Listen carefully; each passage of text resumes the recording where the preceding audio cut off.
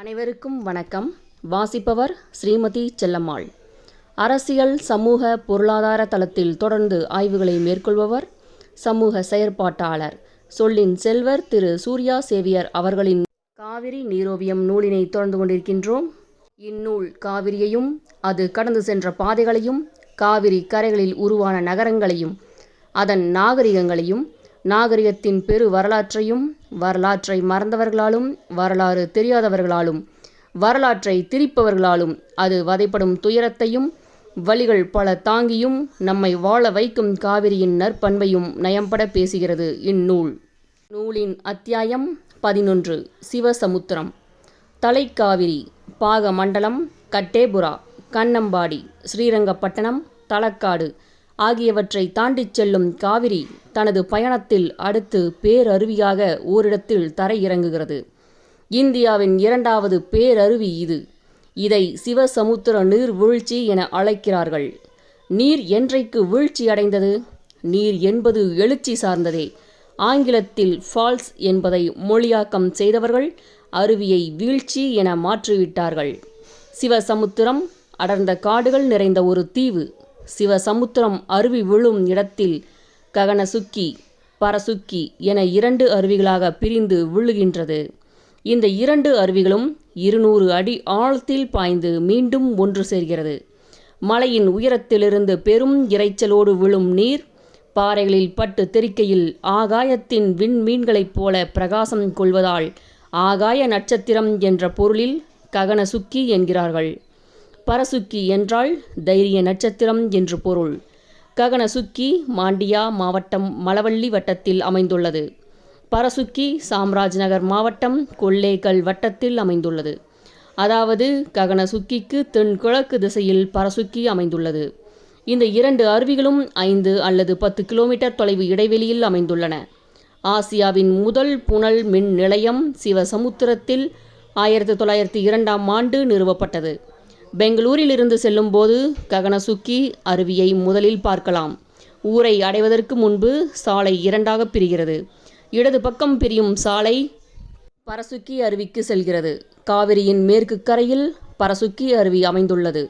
நேராக செல்லும் சாலை தலக்காடு செல்கிறது. சிவசமுத்திரம் தீவை அடைய காவிரியின் குறுக்கே கட்டப்பட்ட குறுகிய கல் பாலத்தை கடந்து செல்ல வேண்டும். இந்த குறுகிய கல் பாலத்தை காவிரி படுகையில் பாறைகளின் மீது நிற்கும் கல் தூண்களின் மீது அமைக்கப்பட்ட விட்டங்கள் தாங்கி நிற்கின்றன. இப்பாலத்தை 1818ஆம் ஆண்டு பழுது பார்த்து திருத்தி அமைத்துள்ளார்கள். அவ்வளவு பழமையானது. பாலத்தை கடந்து தீவுக்குள் நுழைந்தவுடன் சிவசமுத்திரம் கிராமம் அமைந்துள்ளதை காணலாம். பாலத்தை தாண்டியவுடன் பரசுக்கி அருவியை அடைவதற்கு அடர்ந்த காட்டின் வழியாக ஒரு குறுகிய சாலை செல்வதையும் காணலாம். பரசுக்கி செல்லும் சாலையில் சில கிலோமீட்டர் தூரம் வரை காரில் செல்லலாம். பரசுக்கி அருவி செல்லும் வழியில் 1000 ஆண்டு பழமையான ஹஸ்ரத் மாடர்ன் கைஃப் தர்கா அமைந்துள்ளது. நெருங்கியவர், நண்பர் என்ற பொருளை தரும் வலி என்ற அரபு சொல்லின் பன்மையே அவுலியா அல்லது வலிமார்களாகும். உலகத்தில் ஒரே நேரத்தில் 440 வலிமார்கள் இருப்பார்கள். ஒருவர் இறப்பிற்கு பிறகு அவருக்கு அடுத்த நிலையில் இருப்பவர் வலி அந்தஸ்துக்கு உயர்த்தப்படுவார். இத்தகைய வலிமார்களின் அடக்கஸ்தலம்தான் தர்கா என அழைக்கப்படுகிறது. தர்கா என்ற பாரசீக சொல்லுக்கு உறைவிடம் என்று பொருள். ஒருவர் அடக்கம் செய்யப்பட்ட புதைக்குழியை அரபு மொழியில் கபுரு என்பர். புதைக்குழி உள்ள இடம் கபுருஸ்தான் எனப்படும். அதன் மேல் கட்டப்படும் சமாதி கோரி எனப்படும். கோரியை மையமாக வைத்து சுற்றி எழுப்பப்படும் கட்டிடமே தர்கா. இந்த தர்காவின் காட்சி கோணத்திலிருந்து ககனசுக்கி அருவி நமது கண்களை விரிவடைய செய்கிறது. தர்காவிலிருந்து பரசுக்கி அருவி சுமார் 2 கிலோமீட்டர் தொலைவில் அமைந்துள்ளது. பாறை பரப்பில் சற்று தூரம் நடந்து சென்றால் செங்குத்தாக கீழே செல்லும் மலைப்பாதையை சென்றடையலாம். இங்கிருந்து கரடமுழான பாறைகள் வழியாக 100 படிகள் இறங்கி சென்றால் பரசுக்கி அருவிக்கு அருகே செல்லலாம். உலகின் முதல் நாகரிகம் 10,000 ஆண்டுகளுக்கு முன்பு உருவான சுமேரிய மெசபடோமியா நாகரிகமே என்பது வரலாற்று ஆய்வு. இது இன்றைய ஈராக் நாடுதான். மெசபடோமியா என்ற கிரேக்க சொல்லுக்கு நதியின் நடுவில் என்று பொருள். சுமேர் என்றால் கருந்தலை மனிதர்கள் என்று பொருள். இந்த மனிதர்கள் உருவாக்கிய புராண கதை ஒன்று உண்டு. அதற்கு கில்கமேஷ் என்று பெயர். விவிலியத்தில் வரும் நோவாவின் கப்பல் இந்த கில்கமேஷ் புராணத்தின் சரக்குதான். இன்று உலகம் முழுவதும் இருக்கிற எல்லா புராண கதைகளுக்கும் மூலக்கதை இந்த கில்கமேஷ் புராணம்தான். கில்கமேஷ் என்பவன் அங்கு வாழ்ந்த ஒரு வீரன் என்பது கதை. அவனை சுற்றி நடக்கும் சம்பவங்களை அங்கங்கு மாற்றம் செய்து வேறு வேறு கதைகள் தொடர்ந்து உருவாக்கப்பட்டது. இந்த கதைகளை மையமாக வைத்து உருவான முதல் மதமே ஹீப்ரு. யூதர்களின் மதம்தான். நாடோடி கூட்டத்தின் மதம்தான் ஹீப்ரு. தாங்கள் பயணப்படும் வழியெல்லாம் இடைமறிக்கும் மனிதர்களை போட்டு தள்ளிக்கொண்டே இது பயணப்படும். அப்படி நாடோடி கூட்டமாக வந்த ஒரு கூட்டம்தான் இங்கு 2000 ஆண்டுகளாக வந்து தங்கி கலந்துவிட்டது. அது உருவாக்கிய கலப்பில்தான் இங்கு பல மனித கலர்கள் வந்தன. சில காலம் அது கொத்துங்கிளியாகவும் இங்குள்ளவர்கள் கோவை பழமாகவும் இருந்துள்ளனர். சில காலம் இவர்கள் கொத்துங்கிளியாக மாறியுள்ளனர். மாறி மாறி கொத்திக் கொள்வதுதான் நடந்துள்ளது. ஆரிய உதடுகள் உன்னது, திராவிட உதடுகள் என்னது? ஆரியம் திராவிடம் ரெண்டும் கலக்கட்டுமே, ஆனந்த போர்க்களம் இங்கே தொடங்கட்டுமே என்ற வைரமுத்துவின் வரிகள் போலத்தான். ஆனால் வாழ்க்கை ஆனந்தமாக அமையவில்லை, போர்க்களமாக மட்டுமே தொடர்கிறது. சிவசமுத்திரத்தில் தர்காக்கள் இணைந்தே இருக்கட்டும். காவிரியின் பயணம் போர்க்களமும் அல்ல, மனிதர்களை கொள்வதுமல்ல. உயிர் என்ற எந்த ஒன்றையும் வாழ்விப்பதுதான் நதியின் பணி. வாழ்விக்கும் காவிரியை மனிதர்களே இங்கு போர்க்களம் ஆக்குகிறார்கள். போர்க்களமாக மாற்றப்பட்டுள்ள ஒரு இடத்திற்கே அடுத்து பயணப்படுகிறது காவிரி. நூலின் அடுத்த அத்தியாயம் 12. மேகதாது. சிவசமுத்திரத்திலிருந்து புறப்படும் காவிரியில் சிம்சா மற்றும் அரக்கவதி ஆறுகள் இணைகின்றன. இந்த 2 ஆறுகளும் இணைந்த பிறகுதான் காவிரி ஆழமான அதிகமான நீரோடையாக பாறை இடுக்குகளில் புகுந்து வருகிறது. இந்த ஆழமான குறுகலான நீரோடைகளை ஆடு கூட தாண்டலாம் என்பதால் இந்த பகுதி கன்னடத்தில் மேக்கே தாட்டு என்றும் மேகதாது தமிழில் ஆடு தாண்டும் பாறை அல்லது ஆடு தாண்டும் காவிரி என்றும் அழைக்கப்படுகிறது. இயற்கையின் உச்சபட்ச அழகை இங்கு காணலாம். பாறைகள் அனைத்தும் பல வண்ணங்களில் மின்னும் அழகுக்கு இணையான அழகை காவிரியில் வேறெங்கும் காண இயலாது. மேக்கே தாட்டு பகுதியோடு கர்நாடகத்தின் எல்லை முடிவுறுகிறது. மேக்கே தாட்டுவில்தான் கர்நாடகா தடுப்பணை திட்டத்தை செயல்படுத்த முனைகிறது. மேகே தாட்டு அணை திட்டம் ஒகேனக்கல்லில் இருந்து 15 கிலோமீட்டர் தொலைவிலும் மேட்டூரிலிருந்து 65 கிலோமீட்டர் தொலைவிலும் செயல்பட உள்ளது. ரூபாய் 5912 கோடி மதிப்பில் அமைய உள்ளது மேகதாது அணை. இந்த அணை காவிரியின் குறுக்கே அமைக்கப்பட்டால் தமிழ்நாட்டிற்கு கிடைக்கும் காவிரி நீரின் அளவு குறையும் என்ற காரணத்தால் இந்த அணை கட்டுவதற்கு மறுப்பு தெரிவித்து வந்தது தமிழக அரசு. கர்நாடக அரசு மேகே தாட்டு அணை திட்டத்தை நிறைவேற்றினால் சேலம், நாமக்கல், கரூர், திருச்சி, தஞ்சை, நாகப்பட்டினம் உள்பட காவிரி வடிநில மாவட்டங்களில் நீர்வரத்து மிகவும் குறைந்து தமிழக மக்களின் நலன் பெருமளவு பாதிக்கப்படும். மேகதாது அணை திட்டத்திற்கு தமிழக அரசும் விவசாயிகளும் கடும் எதிர்ப்பு தெரிவித்து வருகின்றனர். தமிழகம் தழுவிய கடை அடைப்பு போராட்டம் நடைபெற்றது. தமிழக சட்டசபை 2015 டிசம்பர் 6 அன்று இத்திட்டத்திற்கு எதிராக தீர்மானம் இயற்றியுள்ளது. ஆனால் கர்நாடக அரசின் மேகதாது அணை வரைவு திட்டத்திற்கு 2018 நவம்பர் 17 அன்று மத்திய பாஜக அரசு ஒப்புதல் அளித்துள்ளது. இதற்கு எதிராக தமிழகத்தில் போராட்டங்கள் தொடர்கிறது. காவிரியின் குறுக்கே அணை கட்டும் முயற்சி இன்று நேற்று அல்ல. மன்னர்கள் காலம் தொட்டே இருப்பதும் அதற்கு எதிரான யுத்தங்களும் நடந்தே வந்துள்ளது. கிபி 1146 முதல் 1163 காலகட்டத்தில் சோழ நாட்டில் 2ஆம் ராஜராஜன் எனும் பேரரசன் ஆட்சி செலுத்தினான். இவன் கிபி 1133 முதல் 1150 வாழ்ந்த 2ஆம் குலோத்துங்கனின் மகன். இந்த ராஜராஜன் ஆட்சி செலுத்திய காலத்தில் கர்நாடகத்தை போசலன் 1ஆம் நரசிம்மன் என்பவன் ஆட்சி செய்து வந்தான். இவன் காவிரி வரும் வழியில் குறுக்கே செயற்கை மலைகளை ஏற்படுத்தி தமிழகத்துக்கு வரும் நீரை தடுத்தான். இதனால் காவிரியில் நீர்வரத்து குறைந்து போனது. தமிழகத்தில் அடங்கிய சோழ நாட்டில் உள்ள பாசன கால்வாய்கள் எல்லாம் தூர்ந்து போனதை அடுத்து வறுமையும் பஞ்சமும் ஏற்பட்டது. இதற்காக சோழ நாடுதோறும் பஞ்சந்தாங்கி ஏரிகள் வெட்டப்பட்டன, ஆனாலும் எந்த பயனும் இல்லை. இரண்டாம் ராஜராஜன் சும்மா இருக்கவில்லை. கடும் கோபம் கொண்டான். தமிழகத்துக்கு காவிரி நீர் உரிமையானது. அதை தடுக்க மைசூரு அரசுக்கு உரிமையில்லை. போசல வீர நரசிம்ம அரசுக்கு இந்திரனே துணை இருப்பினும் கவலையில்லை என்று கர்நாடகத்தின் மீது போர் தொடுத்தான். இந்த போரில் வெற்றி வாகை சூடிய இரண்டாம் ராஜராஜன் போசலன் முதலாம் நரசிம்மன் அமைத்திருந்த அணைகளை தகர்த்தெறிந்தான். மீண்டும் தமிழகத்திற்குள் காவிரி பாய்ந்தோடி சோழ நாடு வளம் கொழித்தது. இதன் மூலம் இரண்டாம் ராஜராஜன் காவிரி கண்ட சோழன், பொன்னிக்கு வழி கண்ட கண்டன் என்றெல்லாம் புகழப்பட்டான். இந்த போருக்கான செலவை ஈடுகட்ட காவிரி கரை விநியோகம் என்ற பெயரில் வரி விதிக்கப்பட்டதாக சொல்லப்படுகிறது. இந்த வெற்றி குறித்து தக்கையாக பரணி, ராஜராஜ சோழன் உலா, பெரிய புராணம், எரிபத்த நாயனார் புராணம், நச்சினார் கிணியரின் தொல்காப்பிய உரை மேற்கோள் பாடல் உள்ளிட்டவற்றில் சான்றுகள் இடம்பெற்றுள்ளன. கிபி 17ஆம் நூற்றாண்டின் இறுதியிலும் காவிரி நீருக்காக தமிழகமும் மைசூரும் மோதிக்கொண்டன. அந்த காலகட்டத்தில் மதுரையை ராணி மங்கம்மாளும் தஞ்சையை மராட்டிய மன்னன் சகசியும் ஆட்சி செய்தனர். அப்போது மைசூரை சிக்கதேவ மகாராயன் என்ற மன்னன் ஆட்சி செய்து வந்தான். அவன் காவிரியின் போக்கை அணை கட்டி தடுக்கும் முயற்சியில் ஈடுபட்டான். ராணி மங்கம்மாளும் சகசியும் பல்வேறு பிரச்சனைகளில் கருத்து வேறுபாடு கொண்டிருந்த போதிலும் காவிரி நீரை அணை கட்டி தடுக்கும் மைசூரு மன்னனுக்கு எதிராக ஒன்றுபட்டு களம் இறங்கினர். இருவருடைய படைகளும் மைசூருக்கு அனுப்பப்பட்டன.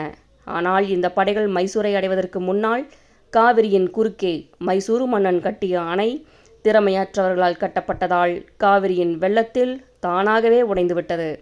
அதன் பின்னர் காவிரியில் தடையின்றி நீர் வரத் தொடங்கியது. இந்த சம்பவங்களை எல்லாம் அறியும்போது மன்னர்கள் காலத்திலேயே காவிரி நீருக்கான போராட்டம் தொடங்கப்பட்டிருக்கிறது என தெரிய வருகிறது. அந்த போராட்டம் இன்று வரை தொடர்ந்து கொண்டிருக்கிறது. ராஜாஜி கவர்னர் ஜெனரலாக இருந்தபோது அவருடைய சீடரான அனுமந்தையா கர்நாடக முதல்வராக இருந்தார். அந்த சமயத்தில் கிருஷ்ணராஜசாகர் அணை நிரம்பியிருந்தும் காவிரிக்கு நீரை விட மறுத்தார் அனுமந்தையா. இதனால் சீற்றம் கொண்ட ராஜாஜி, நீரை நீங்களாக விடுகிறீர்களா அல்லது நான் இராணுவத்தை அனுப்பி கிருஷ்ணராஜசாகர் அணையை என்னுடைய கட்டுப்பாட்டில் வைத்து கொள்ளட்டுமா என கேட்டார். இதனால் அதிர்ச்சிக்குள்ளான அனுமந்தையா அதன் பின்னர் தமிழகத்திற்கு காவிரியில் தண்ணீரை திறந்துவிட்டதாகவும் வரலாற்று சான்றுகள் உள்ளன. நடந்தாய் வாழி காவிரி என்ற சிலப்பதிகார வரிகளை நினைவூட்டும் வகையில் ஒரு காலத்தில் காவிரி ஆற்றில் திறந்துவிடப்பட்ட தண்ணீரானது தமிழக டெல்டா மாவட்டங்களை கடந்து கடைமடை பகுதி வரை கரை புரண்டு ஓடிய வரலாறு இங்குண்டு. சோழநாடு சோறுடத்து என்ற வழக்குக்கேற்ப அப்போதெல்லாம் வயல்வெளிகள் பசுமை போர்த்தியிருந்தன. முப்போக விளைச்சலால் விவசாய பெருங்குடி மக்கள் மட்டுமல்லாது எல்லா மக்களும் குதூகலமாய் வாழ்ந்தனர். ஆனால் இன்று நிலைமை அப்படியே தலைகீழாக மாறிவிட்டது. கரை புரண்டோடி வந்த காவிரியில் தற்போது குறைந்தளவு நீர்தான் வருகிறது. எதிர்காலத்தில் அந்தளவு தண்ணீராவது வருமா என கேட்கும் அளவிற்கு நிலைமை மோசமாக போய்விட்டது. இந்த அளவு பிரச்சனை முற்றியதற்கு என்ன காரணம்? அதற்கான காரணங்களை விரிவாகவே அடுத்து அறியலாம். குடையிலிருந்து மேகதாது வரையிலான பகுதிகள் அரசியல் வரைபடத்தின்படி கர்நாடக மாநிலத்தின் காவிரி பகுதிகள். மேகதாதுவிற்கு பிறகு தமிழக எல்லைக்குள் காவிரி வந்துவிடுகிறது. காவிரியின் பயணப்பாதையானது அது தொடங்கும் மலை முதல் சேரும் கடல் வரை 800 கிலோமீட்டர். கர்நாடகத்தில் 320 கிலோமீட்டர், தமிழகத்தில் 416 கிலோமீட்டர். கர்நாடக தமிழக எல்லைகளில் காவிரியின் நீளம் 64 கிலோமீட்டர். மேகதாட்டுவை தாண்டி வரும் காவிரி கற்பாறைகளில் விழுந்து தெரித்து பெரும் நீர் புகை மண்டலத்தை உருவாக்குகிறது. அப்புகை மண்டலத்திற்குள் மனித கூட்டம் ஆனந்த தாண்டவம் ஆடுகிறது. அப்புகை கல்லுக்குள் அடுத்து நாமும் அங்கு சென்று ஆடலாம். நூலின் அத்தியாயம் 13. ஒகேனக்கல். மேகதாதுவிலிருந்து புறப்படும் காவிரி பில்லிகுண்டு வழியாக தமிழகத்தில் காலடி எடுத்து வைக்கும் இடம் ஒகேனக்கல் அருவி. அருவி நீர் பாறையில் மோதி புகை போல் எழுவதால் கன்னட மொழியில் புகைக்கல் எனும் பொருளில் ஒகேனக்கல் என பெயர். ஒகேனக்கலின் பழைய பெயர் உகுநீர்கல் என்பதே. உகுநீர் என்றால் ஒழுகும் நீர் என்று பொருள். தாழ்த்தப்பட்ட மக்களால் சமீப காலம் வரை நடத்தப்பட்ட சேமன் சண்டை எனும் தெருக்கூத்தில் கட்டியங்காரனாகிய கோமாளி நான் கங்கையாடப் போறேன், நான் குமரியாடப் போறேன் எனும் பாடும் சாமியாரை பார்த்து, ஏன் பக்கத்தில் இருக்கும் உகுநீர் கொல்லுக்கு போகக்கூடாதா என நகையாடுவான். இது மேட்டிமைத்தனம் காட்டுவோர்க்கு கலையின் எதிர்வினை. வீழை அம்பின் விழுத்தொடை மழவர் நாளா உய்த்த நாமவெஞ்சுரத்து நடைமெலிந்து ஒளிந்த சேன்பலர் கன்றின் கடைமணி உகுநீர் துடைத்த ஆடவர் பெயரும் பீடும் எழுதி அதர்தொறும் பீழி சூட்டிய பிறங்கு நிலை நடுக்கல் வேல் ஊன்று பலகை வேற்றுமுனை கடுக்கும் வெறுவரு தகு நகானம் நம்மோடு வருக எண்ணுதி ஆயின் வாரேன் நெஞ்சம் வாய்க்கனின் வினையே. நாம் கடந்து செல்லும் காடோ சீழ்க்கை ஒளி பொருந்திய அம்பினது தப்பான தொடையினை உடைய வெற்றி சூடின மறவர்கள் விடியற்காலையில் பசு கூட்டத்தை கவர்ந்து கொண்டு போகும் அச்சம் தரும் கொடிய பாலை வழியினை கொண்டது. வேட்சியாருடன் போரிட்டு ஆணிரைகளை மீட்டு வரச் சென்ற கரந்தையார் அச்சுர வழியை கடந்து நெடுந்தூரம் நடந்து வந்தமையால் தம் தாயாருடன் செல்ல மாட்டாது நடை தளர்ந்து நின்றுவிட்ட கன்றுகளின் கண்ணின் கருமணியின் கடையினின்றும் சிந்துகின்ற நீரை துடைத்து அவற்றின் துயரை போக்கினர் என்கிறது இந்த அகநானூறு பாடல். விஜயநகர பேரரசு முதல் திப்பு சுல்தான் ஆட்சி காலம் வரை இப்பகுதியில் இருந்த அதிகாரிகள் கன்னடம் பேசுபவர்களாக இருந்த காரணத்தால் தருமபுரி மாவட்டத்து ஊர் பெயர்கள், மலைப்பெயர்கள், ஆறுகளின் பெயர்கள் ஆகியவற்றை கன்னட பெயர்களாக வருவாய்த்துறை பதிவேட்டில் பதிவு செய்தனர். அதை அப்படியே ஆங்கிலேயர் காலத்திலும் பின்பற்றினர். அது இப்போது வரை தொடர்கிறது. பட்டி என முடியும் தமிழக பெயர்கள்தான் கன்னடத்தில் ஹள்ளி என முடியும். தருமபுரி மாவட்டத்தில் ஏராளமான ஹள்ளிகளை காணலாம். முல்லை நிலம் சார்ந்த ஊர்களே பட்டி என அழைக்கப்படும். ஒகேனக்கல் இன்றைய தருமபுரி மாவட்டத்தில் உள்ளது. தருமபுரி முந்தைய காலத்தில் தகடூர் நாடு என்று அழைக்கப்பட்டது. கடையெழு பெரு வள்ளல்கள் என அழைக்கப்பட்ட 7 பேரில் ஔவைக்கு நெல்லிக்கனி தந்த அதியன் அல்லது அதியமான் என்று அழைக்கப்படுபவர் ஆட்சி செலுத்திய நாடே தகடூர் நாடு. இன்றைய தருமபுரியிலிருந்து 7 கிலோமீட்டர் தொலைவில் அதியமான் கோட்டை உள்ளது. சோழர்கள் காலத்தில் ராஜராஜ அதியமான் என்பவனால் கட்டப்பட்ட கோட்டை.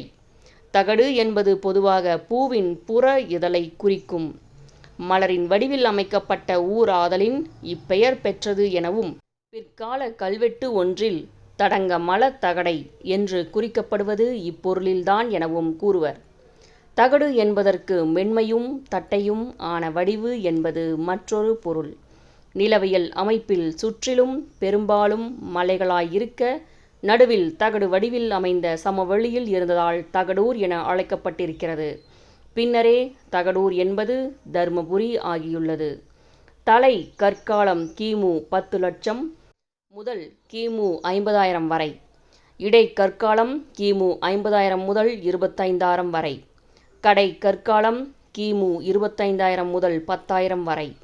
புது கற்காலம் கிமு 10,000 முதல் 4,000 வரை.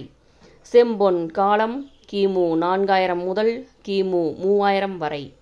வெண்கல காலம் கிமு 3,000 முதல் கிமு 1,500 வரை.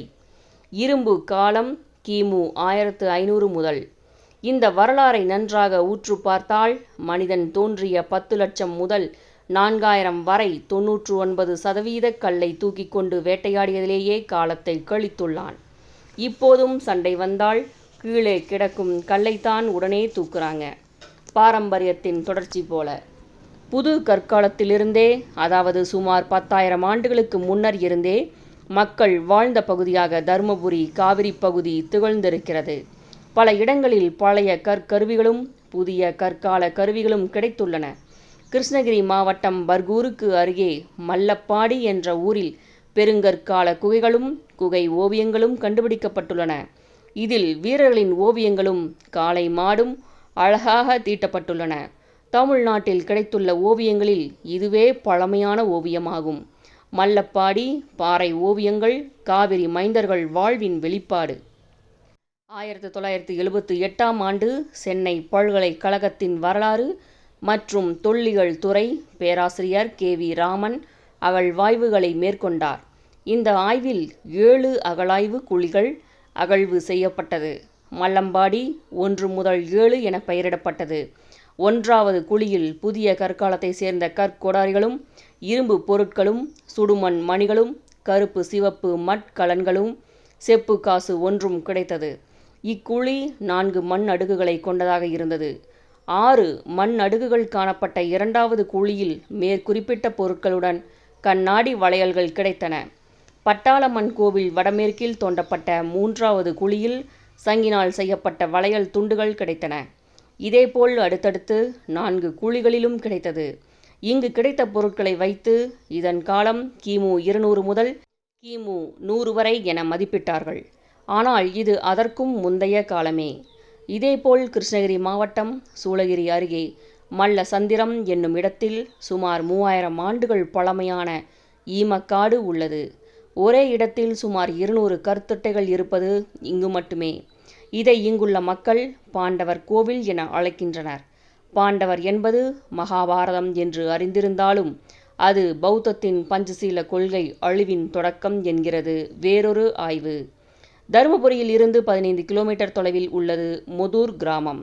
இது வரலாற்று சிறப்புமிக்க ஊர். இங்கு மேற்கொள்ளப்பட்ட அகழ்வாராய்ச்சியில் பல நூற்றாண்டுகளுக்கு முந்தைய ஓடுகள் மற்றும் பல சின்னங்கள் கிடைத்துள்ளது. பல்லவர்கள், கங்கர்கள், பாணர்கள், நுளம்பர்கள், சோழர்கள், போசலர், விஜயநகர பேரரசுகள், மராட்டியர், அத்தி மல்லர், மைசூர் அரசர்கள் இப்படி பலர் தருமபுரியை கைப்பற்றி ஆட்சி புரிந்துள்ளனர்.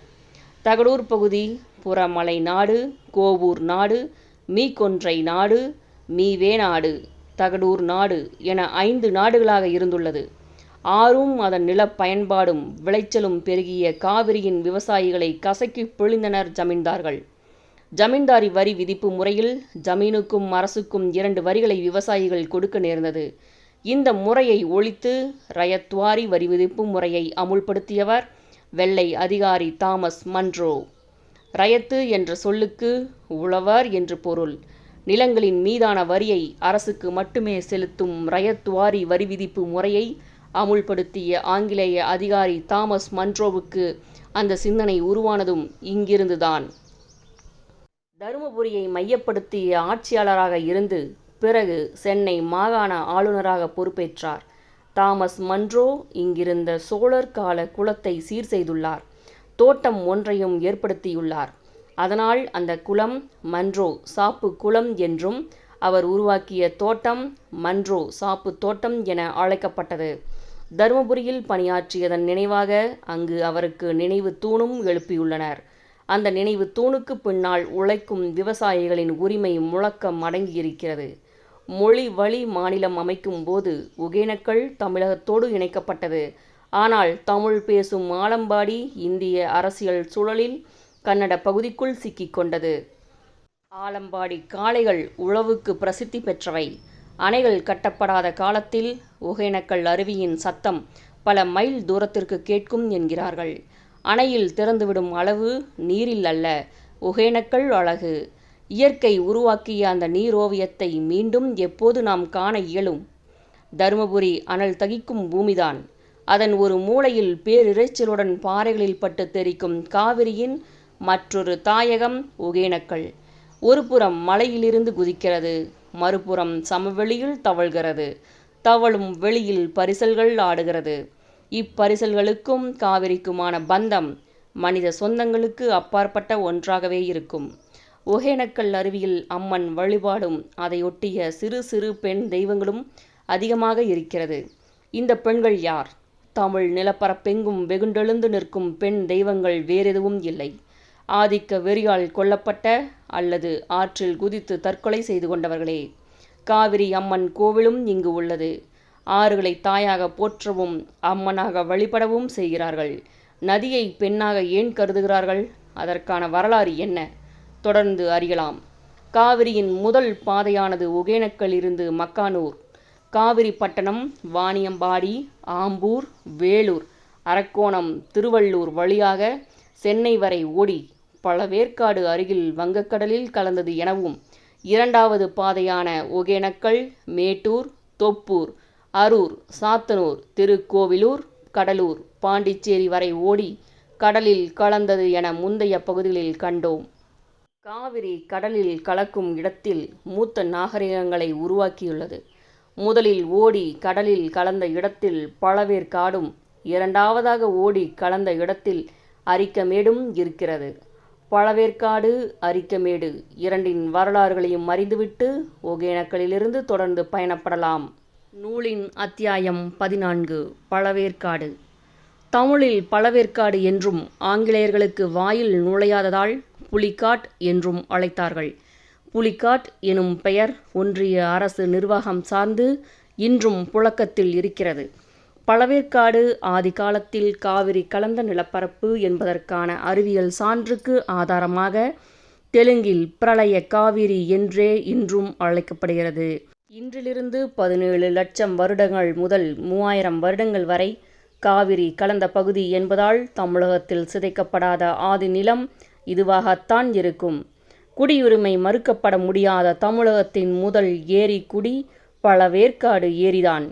பழவேற்காடு என்றால் மக்களுக்கு படகு பயணம், ஆனந்த குளியல், நண்டு குழம்பு, இறால் மீன் உண்ணக்கூடிய சுற்றுலா தலம். ஆனால் அது பல்லுயிர் சூழலியல் மண்டலம் என்ற புரிதல் உருவாக்கப்பட வேண்டும். இந்தியாவின் ஒடிசா மாநிலத்தில் உள்ள சிலிகா ஏரிக்கு அடுத்து 2வது மிகப்பெரியது பழவேற்காடு ஏரி. அரசியலாளர்கள் கிழித்த கோடுகளால் ஆந்திராவில் பாதியும் தமிழகத்தில் மீதியும் நீர்வேலியாக இருக்கிறது. இயற்கை எப்போதும் மனிதர்களை இணைத்தே வைத்திருக்கும். மனிதர்கள்தான் இயற்கையை உனக்கானது எனக்கானது என பிரிக்கிறார்கள். பிரித்ததில் பிளவுற்றிருந்தாலும் 759 சதுர கிலோமீட்டர் பரப்பளவில் இணைந்தே இருக்கிறது. ஏக்கரில் கணக்கிட்டால் 1,87,553 ஏக்கர் பரப்பளவு கொண்ட பிரம்மாண்ட ஏரி. சென்னையிலிருந்து சுமார் 60 கிலோமீட்டர் பயணித்தால் பழவேற்காடு ஏரியை அடைந்துவிடலாம். பழவேற்காடு ஏரிக்கரையில்தான் ஸ்ரீஹரிகோட்டா விண்வெளி ஆய்வு ஏவுதளம் செயல்படுகிறது. செயற்கை கோள்களை தாங்கிச் செல்லும் விண்கலங்கள் வெளிப்படுத்தும் தீப்பிழம்பின் வெளிச்சத்தில் மனிதர்கள் கைகட்டி ரசித்திருக்கும் வேளையில் கோடிக்கணக்கான மீன்கள் அடி ஆழத்திற்குள் சென்று உயிரை பாதுகாத்து கொள்கிறது. பறவைகள் பதட்டமடைந்து படபடத்து விடுகிறது. குவியலான மீனவ குடிகளின் குடிசைகளிலிருந்து செயற்கை கோள்களின் கரிய வாசம் வீசுகிறது.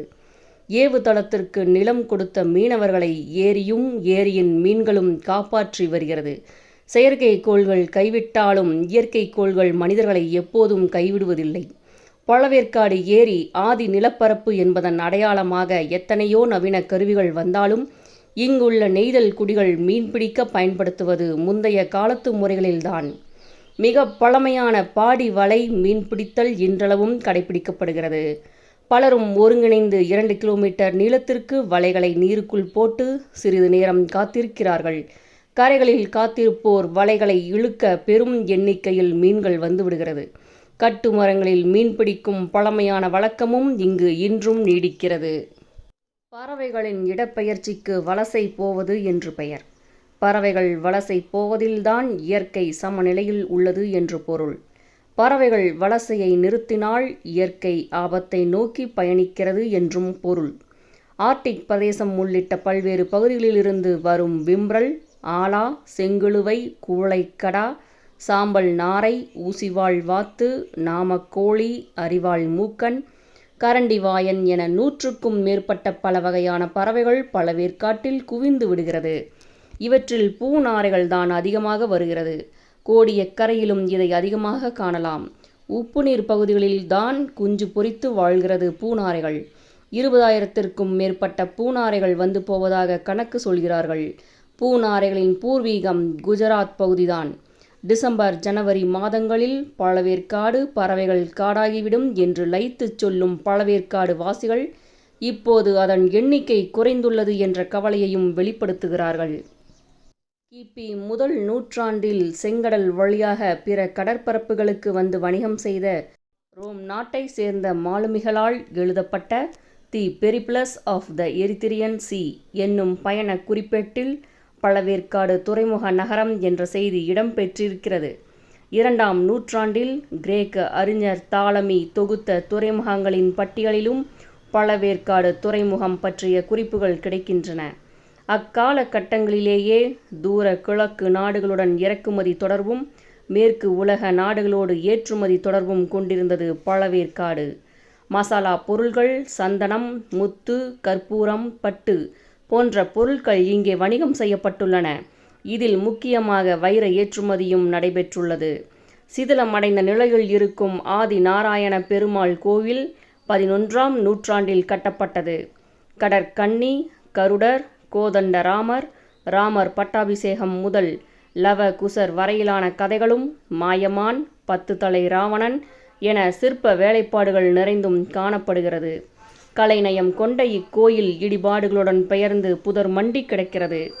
ஆதி நாராயண பெருமாள் கோயிலுக்கு அருகில் இருக்கும் சமயேஸ்வரர் கோயிலும் இதேபோல் பராமரிக்கப்படாமல் இருக்கிறது. வெளி மண்டபத்தின் உட்கூரையில் மனுநீதி சோழனும் பசுவும், கண்ணப்ப நாயனார் கதை என விதவிதமான கதைகள் அத்தனையும் சிற்பங்களாக செதுக்கப்பட்டுள்ளது. வீட்டத்தில் தலைகீழாக தொங்கும் குரங்கு, பாம்பு, நிலவை விளங்கும் கிரகணம் என காட்சிகள் விரிகிறது.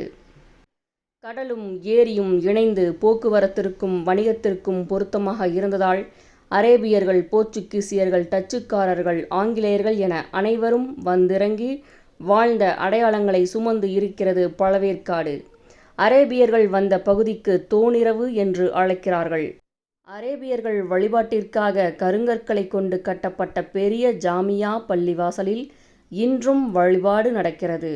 வாஸ்கோ டகாமாவின் கோழிக்கோடு வருகைக்கு பிறகு கொச்சிக்கு கிழக்கே மிக நீண்ட இயற்கை நீர்வழிப்பாதையும் கடலும் ஒருங்கிணைந்த ஒரு பகுதி இருப்பதை கேள்விப்பட்டு பெட்ரோஸ் ஆல்வாரஸ் கேப்ரால் என்ற போர்ச்சுகீசிய அதிகாரி விஜயநகர பேரரசோடு ஒப்பந்தம் செய்து கொண்டு பழவேற்காட்டில் தங்களின் வணிக மேலாதிக்கத்தை நிறுவினார்.